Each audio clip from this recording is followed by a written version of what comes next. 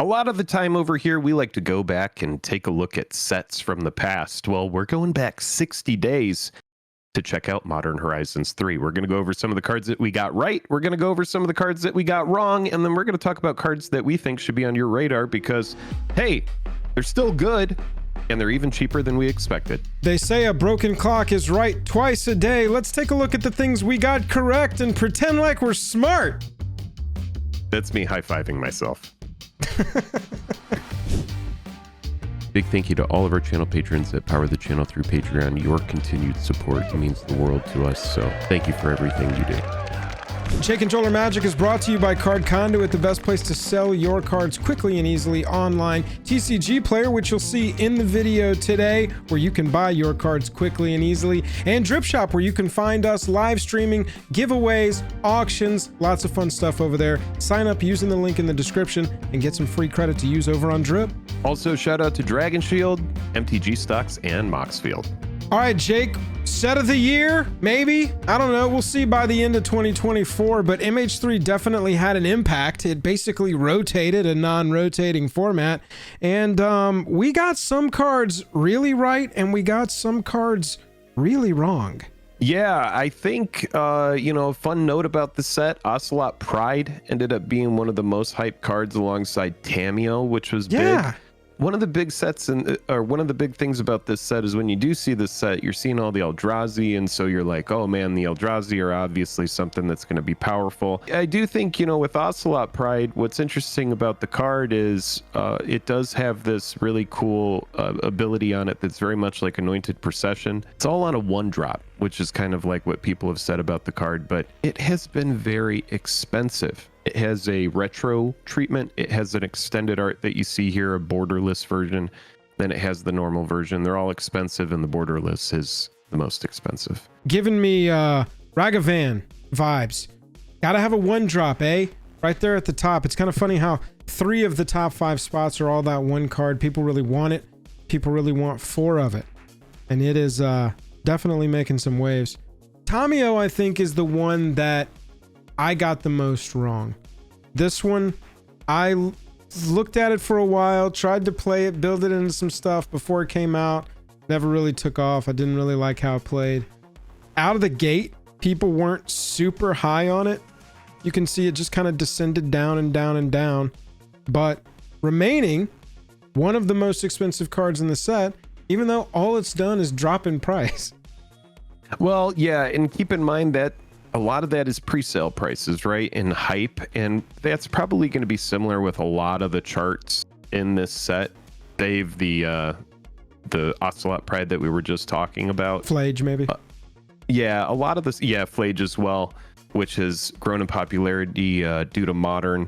But yeah, the price of it has gone way down. And it's because when this stuff gets spoiled, a lot of the vendors, a lot of the sellers are trying to sell these at a hype price, because what do we know about Magic is once the set is kind of like come and gone, it's like out of sight, out of mind. So for sure, people like to get in while the getting is good, try to sell to people that just can't be patient. And yeah, if you bought this around 100, you'd be kind of annoyed. But if you did pick it up around 20 or 30 when the set first came out, before the cards started getting tested and played a lot, well, then you'd be pretty happy. One of the ones with sort of the opposite sort of chart, as you can see here. Flage premiered high, dropped real quick, and then Pro Tour happened. And hello, up to $50 with a little bit of a drop off. Having a little bit of an adjustment now in finding its actual price. We do know that Uro and Kroxa have been very popular cards in Magic, and this is another one of those gods that has this escape cost on it. It has a lightning helix attached to it, which makes it really attractive for Modern, because not only is it removing things, but it's also gaining life, and life gain in a fast format like that. This card is just great for stabilizing, and it's something that is very easy to play, very easy to get back. It's just a house, man. It's just inevitability. Much easier to play and get back than I think people gave it credit for when they read it. Being a legendary creature, it sort of circumvents that rule because of the sacrifice escape mechanic that it plays with to be the card that it is. you can run 4 of these. And so that's also driving the price. Whereas typically a legendary creature like this, unless it's a 1-drop that you're expecting to die a lot, sure, you would only run 2 or 3. I think a lot more than people gave it credit for. 7 mana and 5 cards in your graveyard on a late turn is way more achievable than people gave it credit for. And people weren't really thinking, oh, okay, Cast Flage deals 3, gain 3, sack it. Escape for 4 and 5 cards, deals 3, gains 3, stays on the battlefield. If we used Arena, which was also printed in MH3, it has haste, it can attack, deal 3, gain 3. You've got a 6/6 coming at your face. Like, that is... wow, that is amazing. What ended up happening with it is it's getting played in control decks. It's getting played in like Jeskai control build where it's got the support of blue around it as well, and it ends up being a fantastic finisher. Because what is control like? Well, it likes having counter magic, it likes having removal, and this card is a big bomb that not only can close out a game, but it has removal attached to it. So it has the life gain that control needs, because oftentimes control is getting beat up during the setup, right? So Flage offers that life gain, it offers that early removal, and then yes, it comes back as a big bomb that can now ETB, attack again. Yeah, it's a crazy card. Very good. Jake, did you think that Ulamog was going to be the most expensive Eldrazi in this set over Emrakul?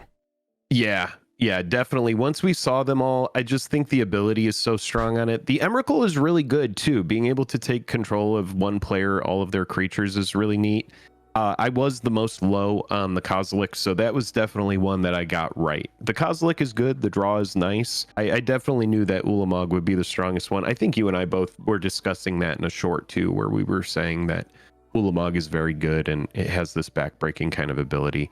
Emrakul is very good as well, and it's easy to cast. It has this madness thing. If you're in big green, you're going to be able to cast this, and I mean, even if you're just running a pile of mana rocks too, you can probably get it out. The other things that were interesting to me is Labyrinth stayed relevant.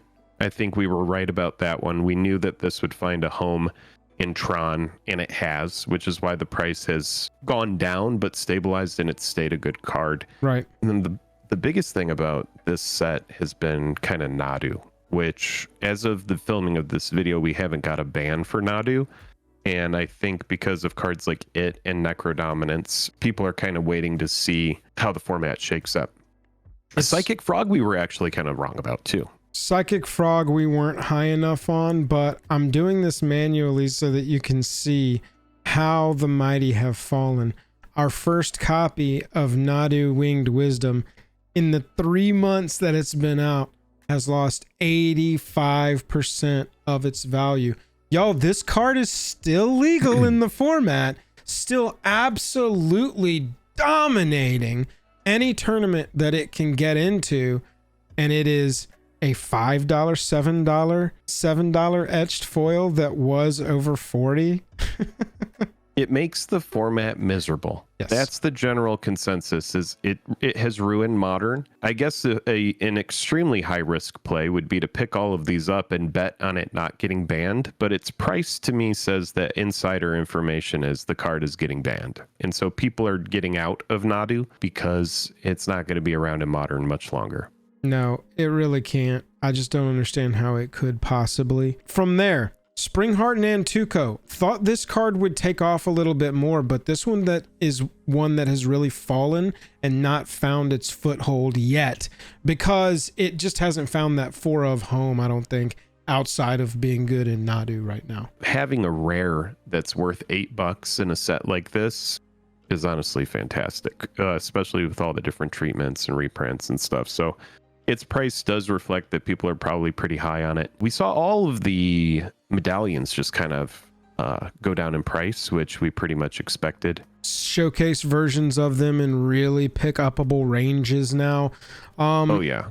I think, Jake, that the title of the video, We Were Wrong About Cards, wouldn't be a complete discussion without a little focus on the flare of denial. It's not just a river in Egypt, Jake. It's us being incorrect about a free counterspell. I see where you're going with that, and I don't like it. That's the flavor text. I kind of want to talk about the blue flare and the white flare because, for example, I think in the white flare, for example, you have this card that provides a very strong effect, and it's or flare of fortitude. And the effect is really cool, and I think it's easier to have the non-token white creature than it is with the flare to have the blue creature. I know that sounds silly, but it does not at all. It doesn't sound silly at all. The deck that wants this is probably playing a creature on turn 1, a creature on turn 2, a creature on turn 3 that brings a token creature with it. The mono white deck. Exactly. Right? And so I am going to, every single 10 out of 10 times, you say, all right, it's a damnation. I'm going to go, in response, I'm going to sacrifice this one creature to save my other 3. Flare of Fortitude, right? Yeah. Way more applicable. You're 100% right. I just thought, Jake, that with Flare of Denial, that players, builders, smarter players than me, smarter deck builders than me, were going to find that 1-drop blue creature that sets everything up for their deck. Maybe it lets them scry on the ETB. Maybe it lets them surveil on the ETB. Maybe it has death touch. Somewhere in there, I thought there was going to be one drop blue creature, or maybe a 2-drop. And I'm thinking I've lived through Augur of Bolus being a standard playable 4-of card. And so I think of things like that. I think of times like that, and I go, I mean, Augur does its thing. I'm pretty sure that's one that ETBs and rearranges, strategic planning style kind of deal, if I'm not incorrect. And then you could just sack it and counter a spell. How is that not happening? How is that not a thing? It's still shocking to me. And I see the proof is in the pudding. It's right here. The reality is before me, child. But I still do not trust it. Yeah, I think there are going to be certain modern decks and certain CEDH decks that will find a use for this because having a blue creature is not going to be impossible. Right. But I do think that the price does reflect that the demand for it is just not as high. Because for example, stuff like Merfolk or Blue-Red Wizards, stuff like that. Right. This card does play because being able to have that counter spell, just like you're saying, sacking one thing to save the team is really attractive. And so, I think the card has some applicability, but for the most part is, we got it wrong. We thought it was going to be a much higher price. I definitely remember when I opened my flare, I was like, oh shit, we hit one of the big hits. Yep. I'm still excited about the card, but 100%. It's not a force of negation. No, not at all. You want to know what card I thought everybody was going to be way higher on? Was Warren Soul Trader. I built this into Prosh. I mean, it's kind of a no-brainer in Prosh. It's a sack outlet, and it creates treasure, and all that deck wants to do is sack your stuff, create stuff, and sack them. So this, for me, I think spoke to my personal play style and the decks that I tend to gravitate toward more. That is why my analysis of this one was so oh my god, this card is bonkers, because for me and the cards and decks I like to play, it is but for a general use case, not so much. And this kind of enters the video into the great pickups part where we're talking about cards that are very good that maybe have dropped a lot in price, and Warren Soul Trader is definitely one of them. Yes. This is going to be an Aristocrats piece forever. I don't see a world where it isn't. The treasure is extremely good. Treasure is a mechanic that isn't going away. If it had stayed in Ixalan when it first came out, or if it had stayed gold when it came out years ago in that commander deck before it became treasure. But now, so many different sets have treasure because so many different planes have money in some capacity, and so it just makes sense to unify currency, all of that. Sure. Just currency, just turn it into treasure. Well, read that creature type line for me, dude. Yeah, Zoblin Zoblin. Zoblinzard. Zobly Gobbly Wopsley. Zombie Goblin I didn't Yeah, mean the card it is to good, be a man. challenge. I just wanted to point out the fact that Zombie, Goblin, and Wizard are three really bonkers creature types that sometimes tend to poke up into the top echelons of competitive play. And if there's ever one of those decks that needs a top end 3-drop that lets you sack stuff to get some value, get some treasure, maybe get a little infinite cycle going, I don't know. This one was one for me that I was just like, I don't understand how everybody's not absolutely in love with this one. Here's another one, Jake, that high at the top, now it has fallen way off. Way off. Hasn't found a home, really, I don't think. Yeah, I think it really comes down to Modern. Modern trying to figure out what it's going to do. Yeah. Because, the card loses some potency in formats outside of it. It is very good. It's an extremely strong card. Definitely fallen in price from when it first came out. Nearly 80% of a fall for a flip walker that reduces costs. Here's one, a Mythic, and I think that some of these, Jake, speak to the fact that we are entering that good time to look at picking up singles range for this set at the 60-day mark, nearly or past the 60-day mark now. A card that is played, that is anticipated to be a strong player in a post-ban Modern, in a retro special version that to me looks like the best version. Only $10. Mythic. Yeah, we were talking about Croxa earlier, and there it is. Yeah, the card is good. It's busted. I do think if Nadu eats a ban, we could see this card potentially eat one as well. Necropotence, when that card originally came out, and I wasn't playing back then, but I do know that everybody played Necropotence. It was a whole thing. And having a card like Necropotence or close to Necropotence in Modern, it could potentially be problematic in the future. This deck is extremely strong, dude. This mono black deck, it has, because it's like all artifacts and enchantments, it has the One Ring in there as well. It could be really busted. And so I haven't played a bunch of Modern recently.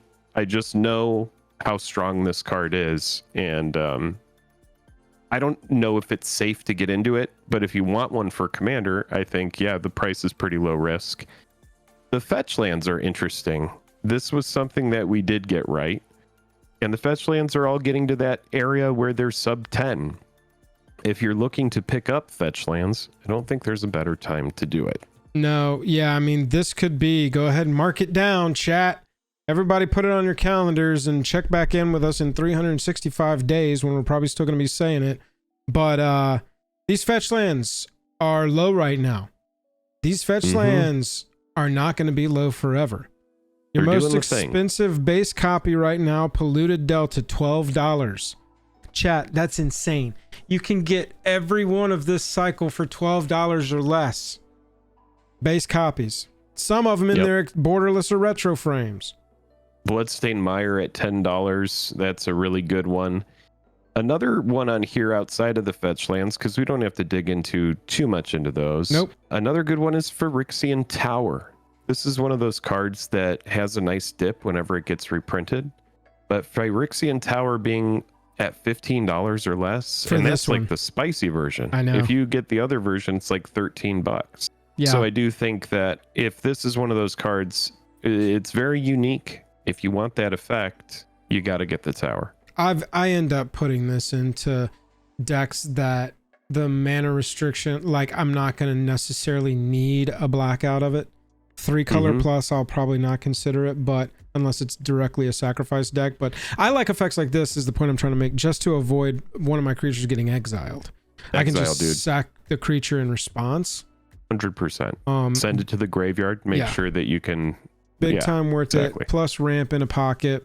Plus sacrifice synergy. Yeah, this is the kind of card that I am super only like, you only need one proxy for the rest of your decks. But if you're a player, if you're a collector person who likes to try and make your decks as, fully real cards as you possibly can, these are the kind of windows where I'm like, okay, I've got it in 4 commander decks, let's say. I've only got 1 or 2 real copies. I'm going to go ahead and fill out the rest of them. I'll do the same with my fetches. I'll do the same with things like medallions, Right now, I'll go through and anywhere I've got like a proxy of a Phyrexian Tower, or a proxy of Urza's Incubator, anything like that, now is the time. I'm starting to look around and go, which of those can I convert over? Fetches are a big deal.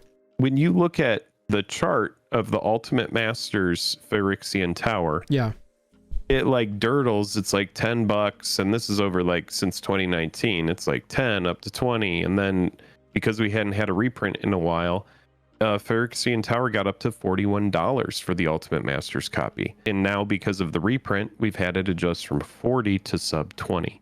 And that is what's going to happen with this card. As more and more people come to Commander, as more and more people continue to play, they will soak up these copies of good cards like this and stuff like the Fetchlands, and you will have adjustments back up until the card goes down. Until it gets reprinted again. So that's exactly right. Base copy around $13-14 right now. Jake, we had some uncommons. I don't know who opened a lot of this, but please be aware that every amped Raptor you own is like 10 spot if it's foil, and your market price is around $8 if it's not. Really easy buy list item here if you're not going to play the energy deck in Modern.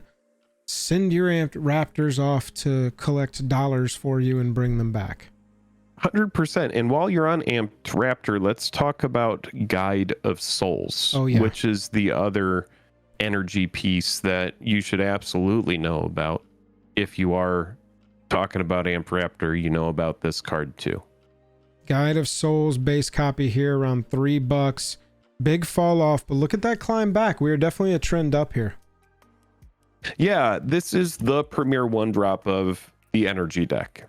If you want to build energy, you got to have the Guide of Souls. I think there's probably other ways that you could take the deck, but if you're doing like red-white energy or Jeskai energy, you probably want this card. Yep.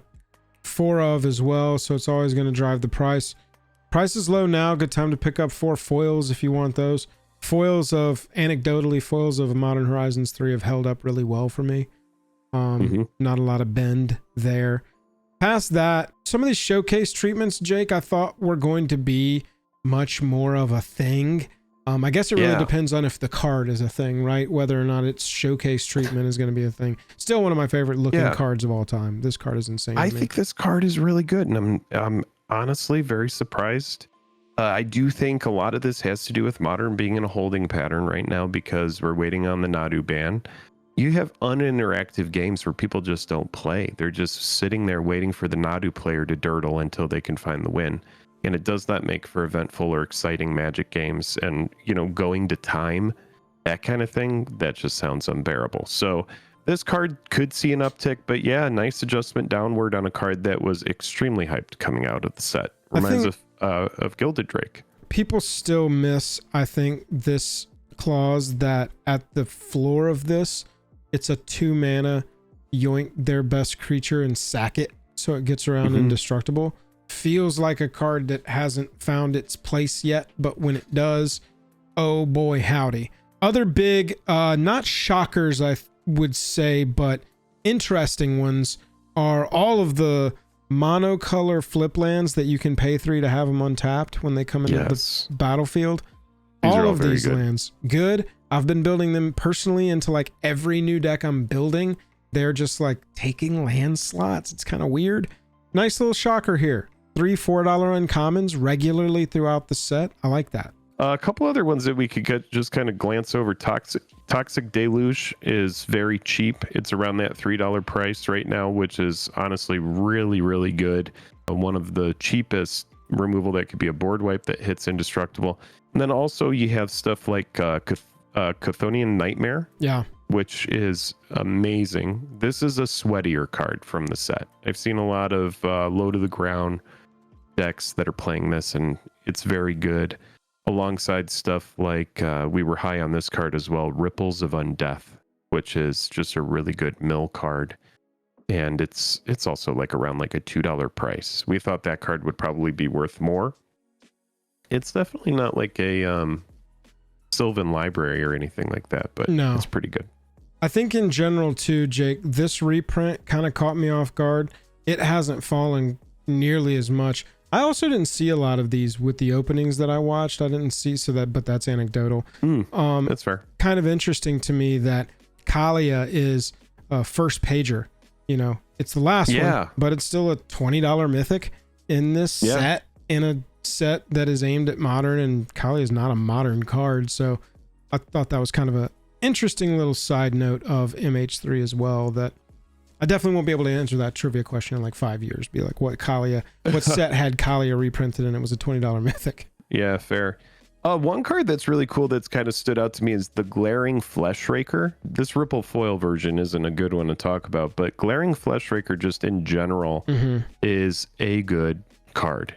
Whether you are in Eldrazi or whether you are in like an artifact kind of build, this card performs. It not only hits each opponent whenever a colorless creature enters the battlefield under your control, it also, whenever you cast a colorless spell, you're getting a 0/1 Eldrazi. So it is creating the thing that's going to hurt your opponents, and it gives you something that's going to help you ramp.